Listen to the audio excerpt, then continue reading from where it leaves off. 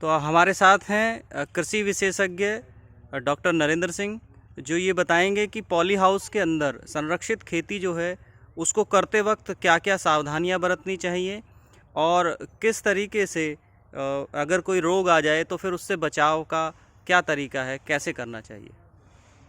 देखिए, पहले जो बात आती है संरक्षित खेती की।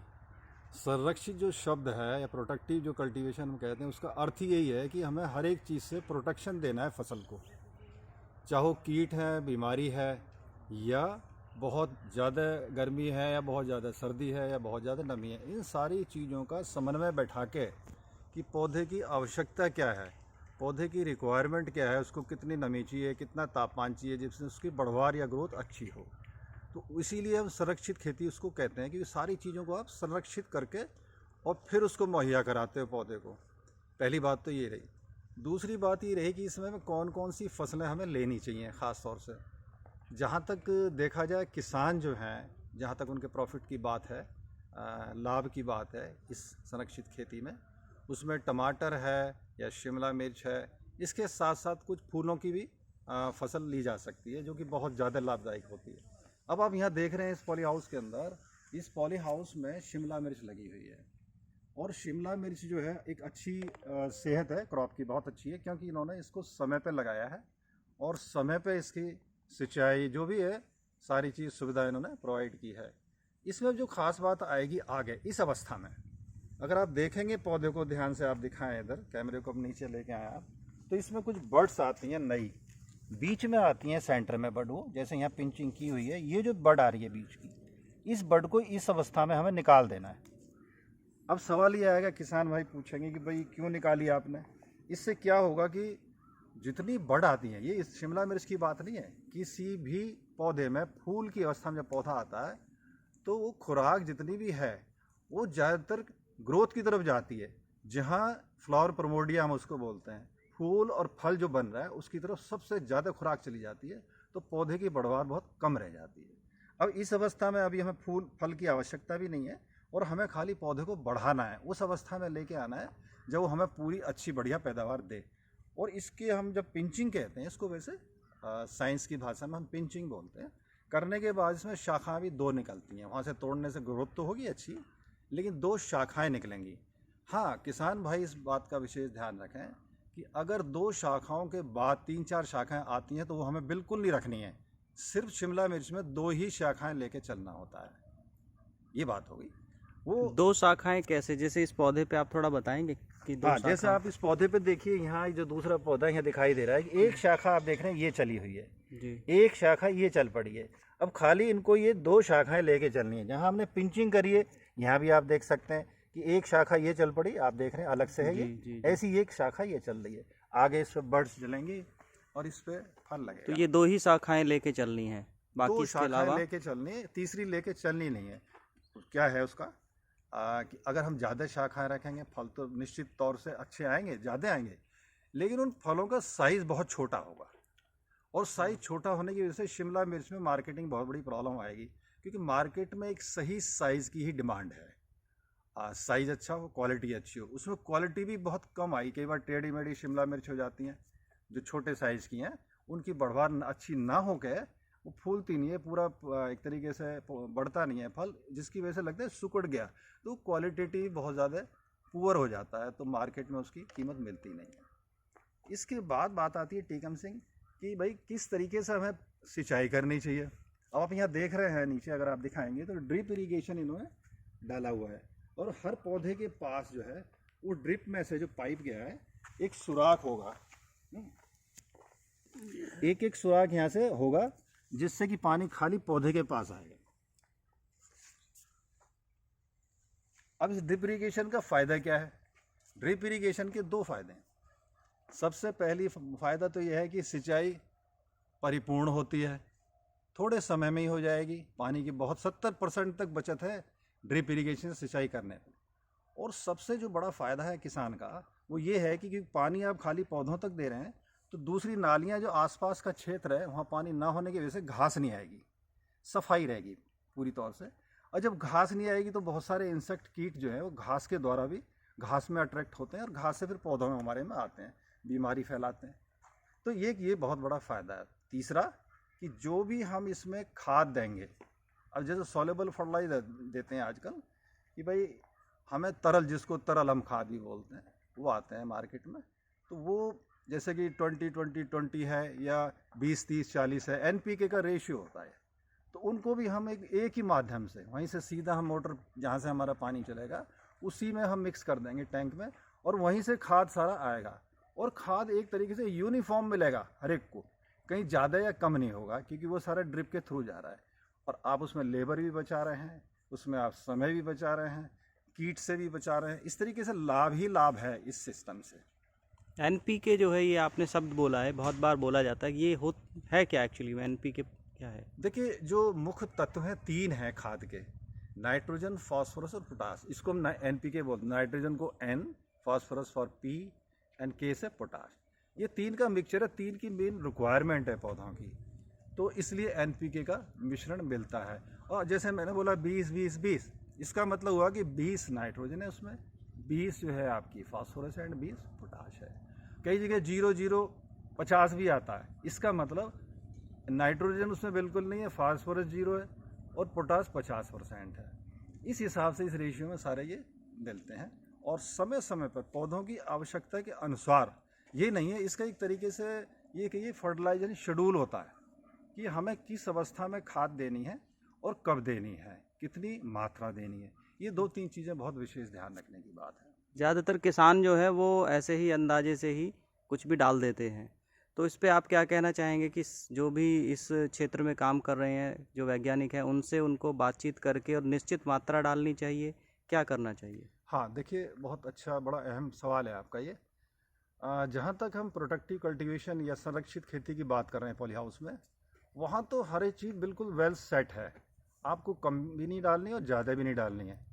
और किसान ऐसा भी नहीं खुले खेत में खेती कर रहा है, छींटा मार दिया, कहीं कुछ भी डाल दिया, ऐसा कर भी नहीं सकता। अगर उसको हमने एक सिफारिश करी है कि आज तुझे एनपीके भाई 20-20-20 जो भी डालना है आज डालना है, दोपहर को डालना है या 3 दिन बाद डालना है, 4 दिन बाद डालना है, इस तरीके से हम एक शेड्यूल बनाते हैं इसका, और बड़ा वेल सेट शेड्यूल है। तो इसमें खाद की बचत है, इसमें आपकी जो है समय की भी बचत है, जैसे मैंने आपको पहले भी बताया। तो और पैसे की बचत तो होगी जब आप सारी इन चीज़ों का ख्याल रखेंगे। एक और सवाल मैं आपसे पूछना चाहता हूं, और वो ये है कि जैसे अलग अलग विधियों से खेती हो रही है, और बहुत सारे लोग इस बात को कहते हैं, जो नेचुरल फार्मिंग कर रहे हैं या ऑर्गेनिक फार्मिंग कर रहे हैं या प्राकृतिक खेती, वो कुछ उसको बोल रहे हैं, जैविक बोल रहे हैं, तो वो ये कहते हैं कि यदि हम किसी चीज़ के ऊपर नियंत्रण कर लें और प्राकृतिक व्यवस्था को हम तोड़ दें और उसको अपने हिसाब से पैदा करें, तो उसके अंदर जो फसल होगी, उसका जो उत्पाद होगा, उसमें पोषकता जो है वो वैसी नहीं होगी जो खुले हुए खेत में होती है या प्राकृतिक तौर पे करने पे होती है। इस पे आप क्या कहना चाहेंगे? हाँ, देखिए, बहुत ही अच्छी बात है और भ्रम भी है किसानों में इसका बहुत बड़ा, ऑर्गेनिक पे, कि हम खुले खेत में कर रहे हैं या जैसा आपने कहा। देखिए, यहाँ संरक्षित जो शब्द आ गया, संरक्षित का मतलब हो गया कि आप उस पौधे को हर एक चीज़ उसकी आवश्यकता के अनुसार मुहैया करा रहे हैं और उसको कीट रहित, रोग रहित पौधा लेके आ रहे हैं। तो मैं नहीं समझता कि वो ऑर्गेनिक है ना हो। आप कैसे कह सकते हैं कि ऑर्गेनिक नहीं है, जब उसमें कहीं दवाई की आवश्यकता नहीं पड़ेगी, उसमें फालतू खाद की भी ज़रूरत नहीं पड़ेगी, या उसमें कोई कीट वगैरह आ गए, बीमारी नहीं है, तो स्वस्थ पौधा है, जो उसकी प्रोड्यूस आ रही है वो सारी की सारी स्वस्थ ही होगी। ये बल्कि जहाँ ओपन कंडीशंस में, खुले खेत में आप करेंगे तो इसमें कोई शक नहीं है कि आपको कीड़ों से बचाव के लिए दवाइयों का प्रयोग करना पड़ेगा। लार्ज स्केल पे आप खेती कर रहे हैं तो इसमें भी कोई शक नहीं है कि आपको खेत में खाद पूरी फालतू भी डालनी होगी। हम कहते हैं 1 कट्टा डीएपी का डाल दीजिए। क्यों डाल दें भाई, जब आपका यहाँ मुश्किल से जो है 50 ml या 100 ml में ही काम चल रहा है पॉली हाउस का, तो आपकी खाद की कितनी बचत है? आप जितनी खाद या जितने केमिकल आगे इस्तेमाल करेंगे, मैं तो नहीं मानता कि वो ऑर्गेनिक होंगे। वो ज़रूर पौधे की कहीं ना कहीं सिस्टम में जाके उसको ख़राब करेंगे। और एक नेचुरल वे में, एक कुदरती तौर से जो पौधा बढ़ रहा है, देखिए यहाँ आप देख रहे हैं, सारा आप दिखाइए इनको, ये पौधे सारे के सारे एक तरीके से नेचुरली बढ़ रहे हैं। इसको हम एनफोर्स नहीं कर रहे हैं, हम कहीं दबाव नहीं डाल रहे इसके ऊपर। जैसा आपका सवाल था कि हम इसको कंट्रोल्ड कंडीशंस में कर रहे हैं तो इस पर कोई दबाव डाल रहे हैं, नहीं। हम इनके सहायक हैं इसको एक कुदरती तौर से बढ़ने के लिए, कि भाई वो कुदरती तौर से बढ़े। तो उसमें सहायक इसमें हो रहे हैं कि हमें इसकी कितनी नमी चाहिए, कितना इसमें जो है सनलाइट चाहिए, कितने घंटे हमें धूप चाहिए, कितना तापमान चाहिए, जो सबसे मुख्य चीज़ें हैं पौधे की अच्छी बढ़वार के लिए। तो वो सारी चीज़ जब आप इसको मुहैया करा रहे हैं तो इसमें तो कोई शक नहीं जैसे कि ये बिल्कुल आप वही कहना चाह रहे हैं कि जैसे परिवार में हम अपने बच्चों को बड़ा करते हैं, उनको रखते हैं साथ में, उनका ध्यान रखते हैं, तो बिल्कुल उसी तरीके से यहाँ पे भी हम वही काम कर रहे हैं। तो ऐसा बिल्कुल करने से बच्चे बिल्कुल स्वस्थ आप ही होंगे। वही काम कर रहे हैं, इसमें कोई शक नहीं है कि परिवार में जैसे आप बच्चे को अच्छी तरीके से पाल पोस के स्वस्थ बच्चा आप बढ़वार उसकी हो, अच्छी बढ़िया सेहत हो, अच्छा काम करे, जब फिजिक बढ़िया हो, दिमाग भी अच्छा होगा। लेकिन पौधों में जो है सबसे बड़ी समस्या इंसेक्ट की और डिजीज़ की आती है, और एक तरीके से अनफेवरेबल एनवायरनमेंट जिसको हम कहते हैं कि भाई ये हमारे फेवर का एनवायरनमेंट नहीं है, वातावरण नहीं है, उससे भी बचाता है। कई बार बहुत तेज़ बारिश आ गई, हैवी रेन्स हो गए, और मेरी फसल नीचे खड़ी हुई है, बाहर ओपन में मैं कर रहा हूँ, हो सकता है डूब जाए, मेरे फूल की अवस्था में आ जाए तो फूल खराब हो जाए, फल की अवस्था में आ जाए तो फल सड़ जाए। तो कम से कम ऐसी चीज़ों से ये इसको बचाता है, इसलिए हम इसको ओवरऑल संरक्षित खेती का एक नाम दिया गया है। तो जैसे यहाँ पे अभी जो प्रोग्रेसिव फार्मर हैं, यंग हैं, नरपेंद्र जी, उन्होंने एक कंसेप्ट शुरू किया है कि भाई पॉली हाउस में हम खेती करें और उसके साथ में ही जो है अपना एक छोटा सा उद्योग भी लगाएं, जिसमें वो जो है पॉली बैग तैयार कर रहे हैं, जो कि पॉलीथीन का एक विकल्प है, और बहुत अच्छा वो काम कर रहे हैं। तो इस तरह अगर गांव में लोग करें और नए युवा करें तो उस पर आपका क्या कहना है? कि देखिए बहुत अच्छी सोच है निर्पेंद्र की। आज के युवा जो हैं पढ़ने लिखने के बाद ज़्यादातर जॉब की तरफ भागते हैं, और अब सरकारी जॉब क्या प्राइवेट जॉब में ही बहुत कमी आ गई है नहीं जॉब इतने। इवन बहुत सी जगह तो कंपनियां बंद हो रही हैं धीरे धीरे, बच्चे जॉबलेस हो रहे हैं, ऑन रोड आ गए, सड़क पे आ रहे हैं। तो अगर किसी के पास ज़मीन है, और ज़मीन ना भी हो उसको अगर लीज पे थोड़ी बहुत ज़मीन कहीं मिलती है, तो खेती एक बहुत अच्छा विकल्प है। और उसके साथ साथ छोटा सा उद्योग जो कि आप खेत में, गांव में कहीं भी लगा सकते हैं, और बहुत बड़ा खर्चा नहीं है। आप छोटी यूनिट से शुरू कर लें, कोई ज़रूरी नहीं आप बहुत बड़ी यूनिट बनाएं, आप पे पैसा आता चला जाए दोनों तरफ से, आप खेती से भी ले रहे हैं और उधर से रहे, अल्टरनेटिव आपकी प्रोडक्शन हो रही है, तो फिर आप इस उद्योग को बढ़ा भी सकते हैं। इसके साथ दूसरे उद्योग भी कर सकते हैं, भले आप छोटा मोटा डेयरी का है, पोल्ट्री का है, पिगरी का है, बहुत सारे ऐसे उद्योग हैं जिसपे कि सरकार सब्सिडी देती है। बहुत से ऐसे उद्योग हैं जिस पे सरकार 80% तक सब्सिडी देती है। इस पे यहाँ जैसे उत्तर प्रदेश सरकार 50% सब्सिडी देती है पॉली हाउस पे। तो अगर प्रयास किया जाए, और इसके साथ साथ मैं एक चीज़ आपको बताना चाहता हूँ, कोई ज़रूरी नहीं है सब्जियों पे ही जाएं, आप एश्योर्ड क्रॉप्स पे जाइए, आप फ्लोरिकल्चर पे जाइए जिनकी बहुत डिमांड है। जहाँ दिल्ली के आसपास के गांव के बच्चे हैं उनके पास थोड़ी थोड़ी ज़मीन है, तो कार्नेशन है, जैसे ग्लेड है, और बहुत सारी ऐसी क्रॉप्स हैं वो लगा सकते हैं फूलों के लिए। उसमें बहुत अच्छी आमदनी है, जिसमें कि रोग भी कम लगता है, कीड़े भी बहुत कम लगते हैं, बहुत जल्दी तैयार हो जाती हैं। उनकी पिकिंग में, जैसे कि हम सब्जियों में टोमेटो हमने लगाया या हम शिमला मिर्च लगाते हैं, थोड़ी लेबर की ज़्यादा रिक्वायरमेंट है। उसमें क्या है, आपने स्टिक्स सारे लिए और बंडल बांधे और फटाफट बैग्स में डाल के पहुँचा दिए। इसमें हमको टाइमली पिकिंग करते रहना पड़ेगा, तुड़ाई करती रहनी होगी, अदरवाइज पौधों की बढ़वार नहीं होगी, आप पूरी पैदावार या यील्ड नहीं ले सकते। इन केसेस में बीमारियों का भी बहुत खर्चा है, और बीमारियों का डर भी बहुत ज़्यादा है, क्योंकि पहले हाउस में कई बार आवागमन रहता है। ये नेचुरल है, कोई रिश्तेदार आ गए या कोई दोस्त आ गए, भाई मुझे पॉली हाउस देखना है, तो उसके गेट के खुलने से उसमें कई बार एक अंदेशा रहता है कि हाँ इंसेक्ट आएंगे, डेफिनेटली आते हैं, आप कितनी कोशिश करिए, फिर बीमारी भी आती है। तो मेरा मतलब कहने का है थोड़ा सा रिस्क है फसलों का, अगर पूरा ज्ञान नहीं है तो हम दूसरी क्रॉप्स पे जा सकते हैं। इसके साथ साथ मैं एक चीज़ आपको बताऊं, पंजाब में जिनके बड़े पॉली हाउसेज हैं, एक उन्होंने एमएससी किया, पीएचडी किया लंदन से, एमएससी लुधियाना से थे वो सरदार जी, और उन्होंने पॉली हाउस में पोटैटो सीड प्रोडक्शन का काम शुरू किया। शॉर्ट क्रॉप है, कोई डिजीज़ की उसकी ऐसी प्रॉब्लम नहीं, कंट्रोल्ड एनवायरनमेंट में, और उन्होंने ट्यूबरलेट्स बनाए सारे, जिनको वो as such as a seed देते हैं। और आज वो जो है यंग बॉय मेरे ख्याल से 5 या 6 कंट्रीज़ में सप्लाई करते हैं पोटैटो का सीड, अपने कंट्री के अलावा। तो इस तरीके के बच्चे अगर शुरुआत करते हैं उद्योग की, कृषि से संबंधित सारा, तो मुझे तो भाई कोई शक नहीं है कि उसमें फेलर होगा उनका। हाँ, ये ज़रूर है कि थोड़ा रिस्क है, तो उसमें घबराने की आवश्यकता नहीं है। हो सकता है पहली साल आपको कुछ कम मिले, अगले साल ये ग्रेजुअली आपका धीरे धीरे बढ़ेगा। वो क्यों?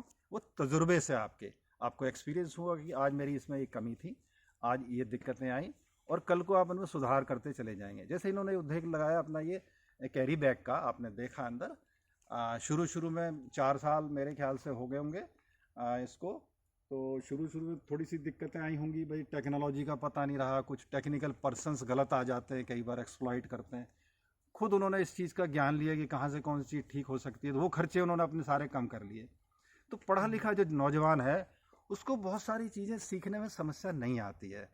तो एक कहने का मतलब जो इकोनॉमिक्स है इसकी, जिसको कि हम कहते हैं कि भाई हमने कितनी तो लागत लगाई, कितना हमारा प्रोडक्शन हुआ किसी भी चीज़ का, तो वो उस चीज़ को कम कर सकता है। चाहे वो वीट कंट्रोल पे हो, चाहे वो फर्टिगेशन पे हो, चाहे वो प्रोडक्शन पे या टेक्नोलॉजी पे हो। अगर उसको ज्ञान हो गया, इनको अगर ज्ञान हो गया कि पिंचिंग इस तरीके से होती है, इसकी स्टेकिंग मुझे इस तरीके से करनी है, स्टेकिंग का फ़ायदा क्या है, तो फिर धीरे धीरे अपने उद्योग को काफ़ी हद तक बढ़ा सकते हैं। और जहाँ तक मैंने इनके साथ डिस्कस किया है, ये काफ़ी उत्साहित हैं, क्योंकि इनके एक साथी ने भी यहाँ किया था और ठीक चला उनका। ये अगले साल इसको और भी बढ़ाना चाहते हैं आगे। तो मैं तो नौजवानों को यही कहूँगा सबको कि भाई सब लोग देखें जाके, जो इस तरीके के नौजवान इस काम को कर रहे हैं वहाँ जाके देखें ज़रूर, और उनसे डिस्कस करें खुल के कि ये मेरी रिसोर्सेज हैं, मेरे पास इतनी ज़मीन है, मेरे पास इतना पैसा है, उसके हिसाब से मैं क्या कर सकता हूँ, तो उनको काफ़ी उनको मदद मिलेगी।